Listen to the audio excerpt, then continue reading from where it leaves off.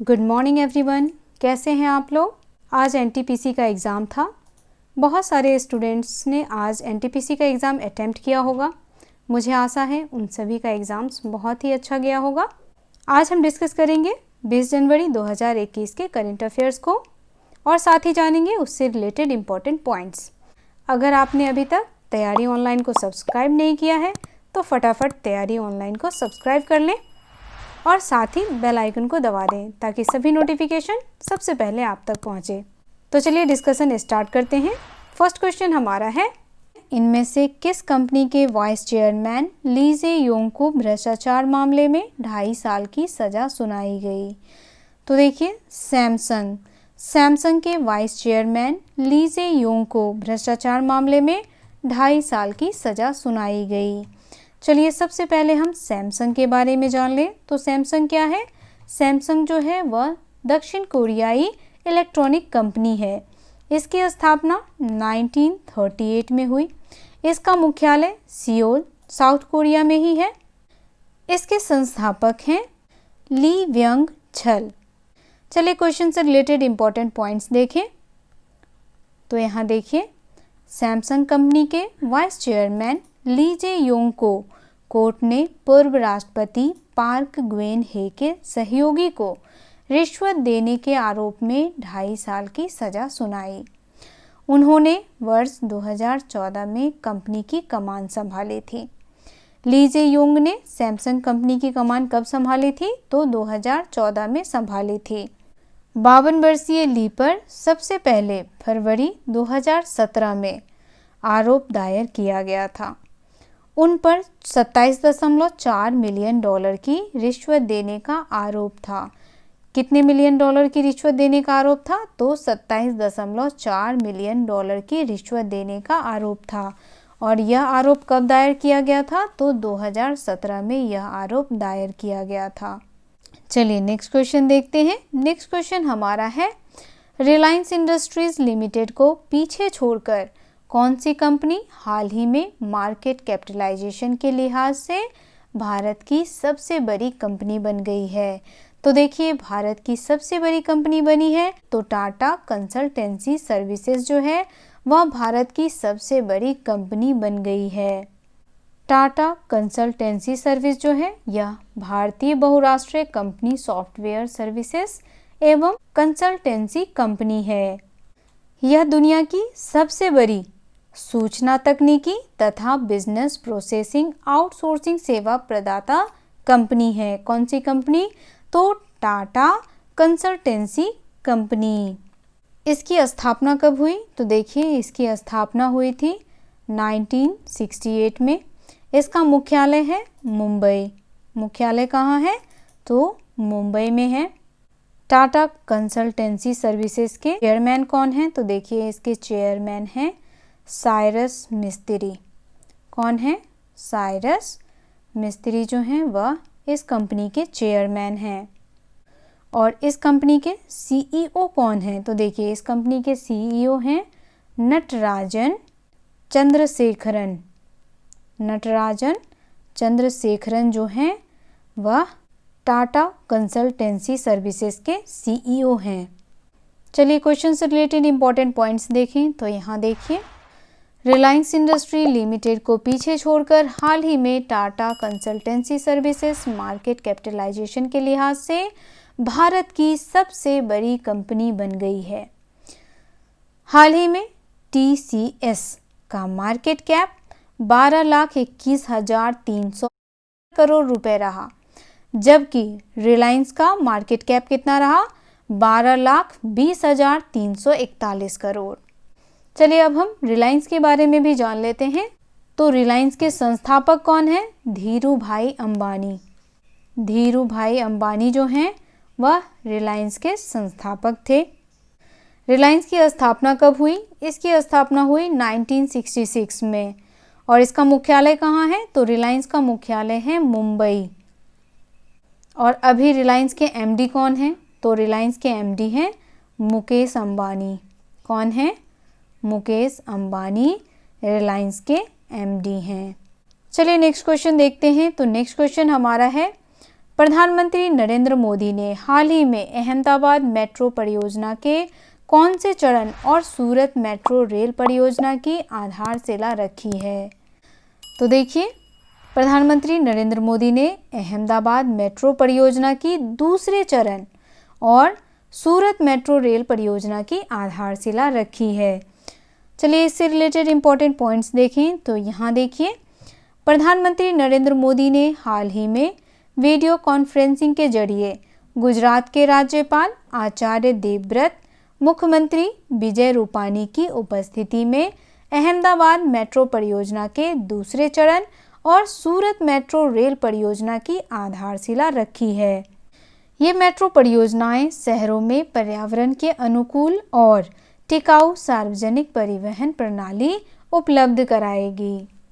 चलिए अब अहमदाबाद मेट्रो परियोजना से संबंधित कुछ महत्वपूर्ण बातें जान लें।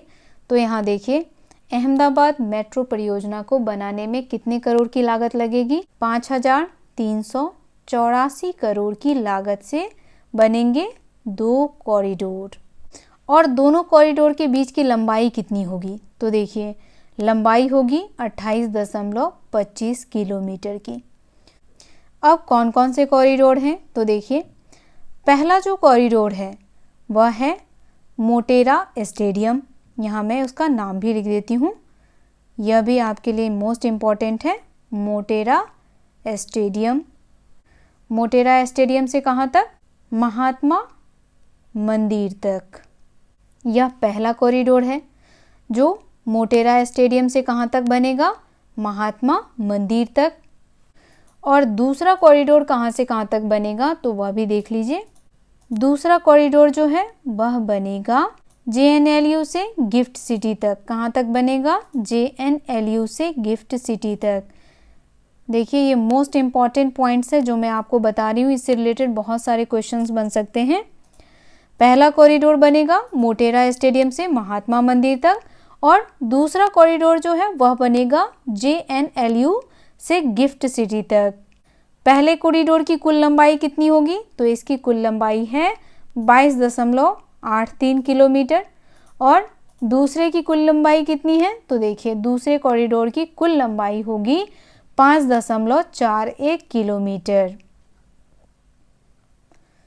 और इसे बनाने में कुल लागत कितनी लग रही है, यानी कितने रुपए खर्च होंगे? तो इन 2 कॉरिडोर को बनाने में 5,384 करोड़ रुपए खर्च होंगे। और इसी तरह सूरत में भी 2 कॉरिडोर का निर्माण होगा जिसकी कुल लंबाई होगी 40.35 किलोमीटर। चलिए नेक्स्ट क्वेश्चन देखते हैं। नेक्स्ट क्वेश्चन हमारा है, भारत में सड़क सुरक्षा के बारे में जागरूकता फैलाने के लिए किसने राष्ट्रीय सड़क सुरक्षा अभियान की शुरुआत की है? तो किसने की है? नितिन गडकरी ने। ऑप्शन नंबर बी इसका करेक्ट आंसर है। नितिन गडकरी ने सड़क सुरक्षा के बारे में जागरूकता फैलाने के लिए राष्ट्रीय सड़क सुरक्षा अभियान की शुरुआत की है। चलिए इस क्वेश्चन से रिलेटेड इंपॉर्टेंट पॉइंट्स देखें। तो यहाँ देखिए, भारत के केंद्रीय सड़क परिवहन और राजमार्ग मंत्री नितिन गडकरी ने हाल ही में देश में सड़क सुरक्षा के बारे में जागरूकता फैलाने और सड़क दुर्घटनाओं को कम करने के उद्देश्य से राष्ट्रीय सड़क सुरक्षा अभियान की शुरुआत की है। यह अभियान राष्ट्रीय सड़क सुरक्षा माह के तहत 18 जनवरी से 17 फरवरी तक चलाया जाएगा। चलिए नेक्स्ट क्वेश्चन देखते हैं। नेक्स्ट क्वेश्चन है, भारत के किस राज्य में 19 जनवरी को हर वर्ष त्रिपुरा कोकबोरोक दिवस मनाया जाता है? तो किस राज्य में मनाया जाता है? त्रिपुरा में। ये है मैप में, देखिए यहाँ जो रेड लाइट से दिखाया जा रहा है ये कौन सा राज्य है? त्रिपुरा। त्रिपुरा की राजधानी है अगरतला। चलिए अब हम कोकबोरोक के बारे में जान लेते हैं कि कोकबोरोक है क्या। तो देखिए, कोकबोरोक जो है वह त्रिपुरी भाषा है। त्रिपुरा के लोग इस भाषा को बोलते हैं। इसे कहा गया है कोकबोरोक। त्रिपुरा के साथ साथ यह भाषा और कहाँ बोली जाती है? तो त्रिपुरा के साथ साथ यह भाषा जो है वह बोली जाती है पड़ोसी देश बांग्लादेश में। कहाँ बोली जाती है? तो बांग्लादेश में भी कोकबोरोक भाषा को बोला जाता है।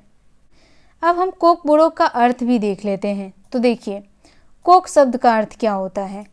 कोक शब्द का अर्थ है भाषा। कोक शब्द का क्या अर्थ है? भाषा। और बोरोक शब्द का क्या अर्थ है? तो देखिए, बोरोक शब्द का अर्थ है लोग। बोरोक शब्द का क्या अर्थ है? लोग, यानी लोगों के द्वारा बोले जाने वाली भाषा को क्या कहते हैं? कोक बोरोक। और यह बोलते हैं त्रिपुरा के लोग, और इस भाषा को बोलते हैं त्रिपुरी लोग। चलिए अब त्रिपुरा के बारे में जान लेते हैं। तो इतना तो हमने जान लिया कि त्रिपुरा की राजधानी जो है वह अगरतला है। त्रिपुरा के गवर्नर कौन हैं? तो यहाँ देखिए, त्रिपुरा के गवर्नर हैं रमेश बैस। कौन है? रमेश बैस जो हैं वह त्रिपुरा के गवर्नर हैं। और त्रिपुरा के सीएम कौन हैं?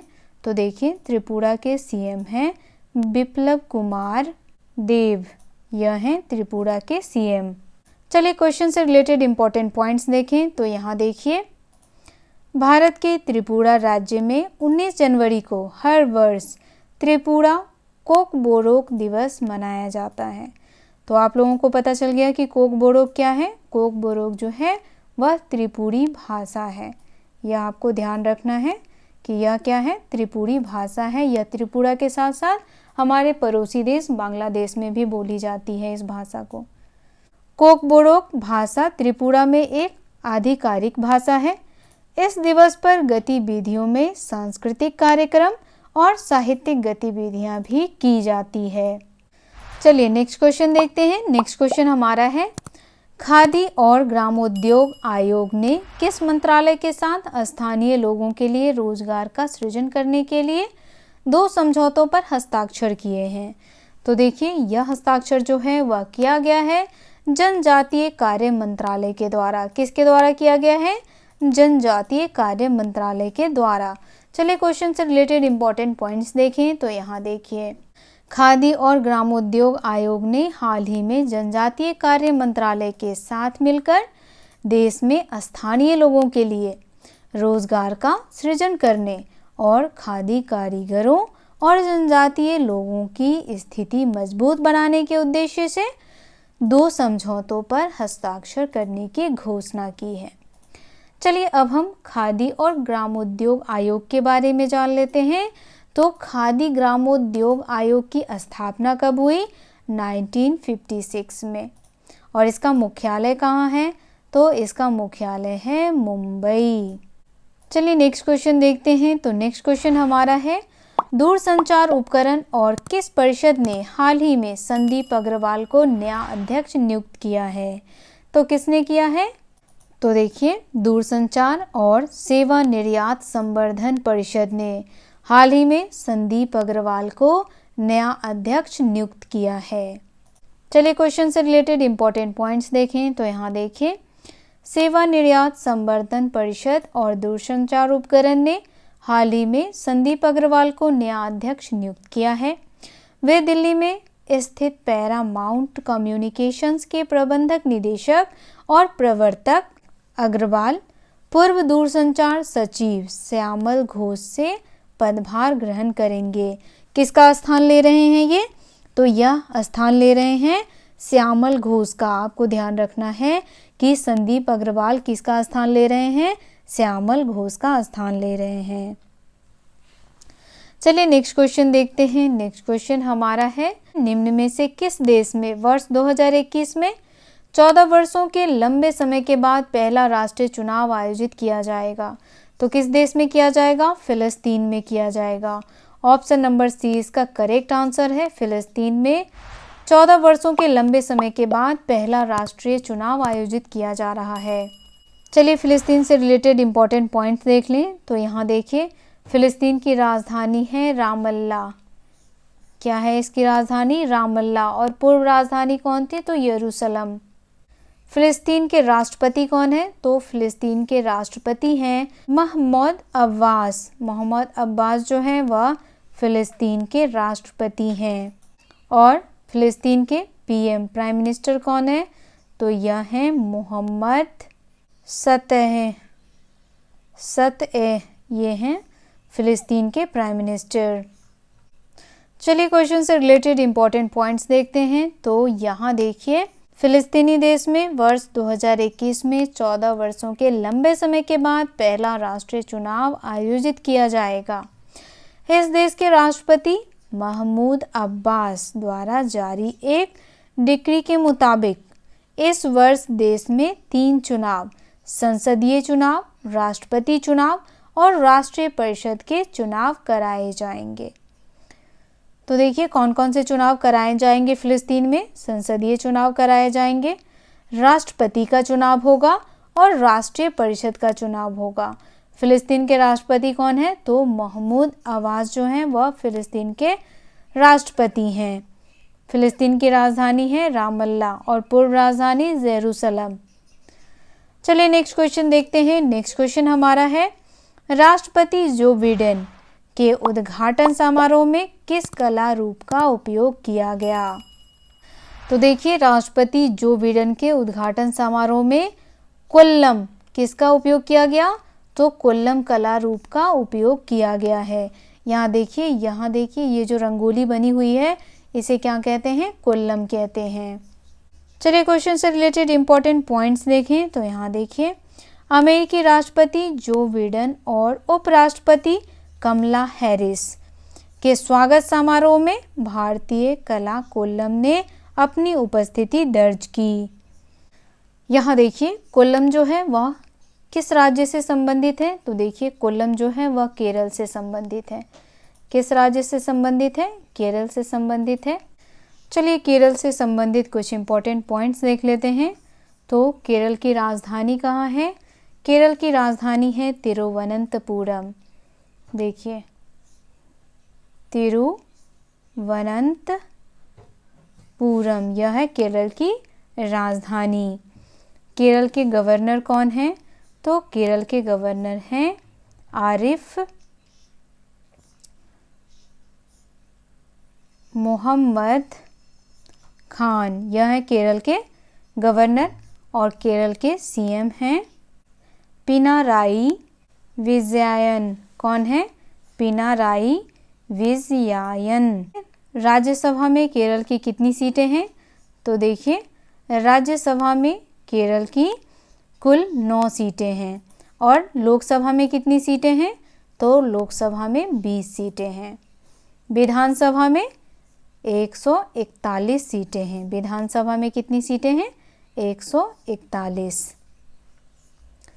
चलिए नेक्स्ट क्वेश्चन देखते हैं। नेक्स्ट क्वेश्चन हमारा है, हाल ही में चीन में कोरोना वायरस का किस मिठाई में पता चला है? तो देखिए, हाल ही में कोरोना वायरस का चीन में आइसक्रीम में पता चला है। किस में पता चला है? आइसक्रीम में। पूर्वी चीन में हाल ही में उत्पादित आइसक्रीम में कोरोना वायरस का पता चला है। कहाँ पता चला है? तो देखिए, चीन के तियानजिन में पता चला है। चीन के तियानजिन में। कंपनी का क्या नाम है? तो देखिए, मैं यहाँ पे कंपनी का नाम भी लिख देती हूँ ताकि अगर कंपनी का नाम पूछे तो आप आराम से बता सके। कंपनी का नाम है डाक्योडो फूड कॉरपोरेशन लिमिटेड। इस कंपनी को क्या कर दिया गया है? इस कंपनी को सील कर दिया गया है। चीन ने इस कंपनी को सील कर दिया है। चलिए क्वेश्चन से रिलेटेड इंपॉर्टेंट पॉइंट्स देखें। तो यहाँ देखिए, कोरोना वायरस को हाल ही में पूर्वी चीन में आइसक्रीम में पाया गया था, जिससे संबंधित कंपनी को सील कर दिया गया और उसी बैच से डिब्बों को वापस बुलाया गया था और ये आइसक्रीम कंपनी है। सबसे पहले कोरोना वायरस का पता कहाँ से लगा था? तो चीन के वुहान शहर से। तो आज का ये डिस्कशन यहीं समाप्त होता है। मिलते हैं नए दिन नए प्रश्नों के साथ। अगर आप हमारे चैनल पर नए हैं तो चैनल को सब्सक्राइब कर लें, बेल आइकन को दबाएं ताकि सभी नोटिफिकेशन आप तक पहुंचता रहे। अगर आप हमारा सपोर्ट करना चाहते हैं तो वीडियो को लाइक करें और अपने दोस्तों के साथ शेयर अवश्य करें।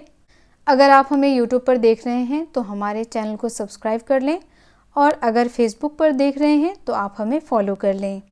तो मिलते हैं नेक्स्ट वीडियो में। आप सबका धन्यवाद।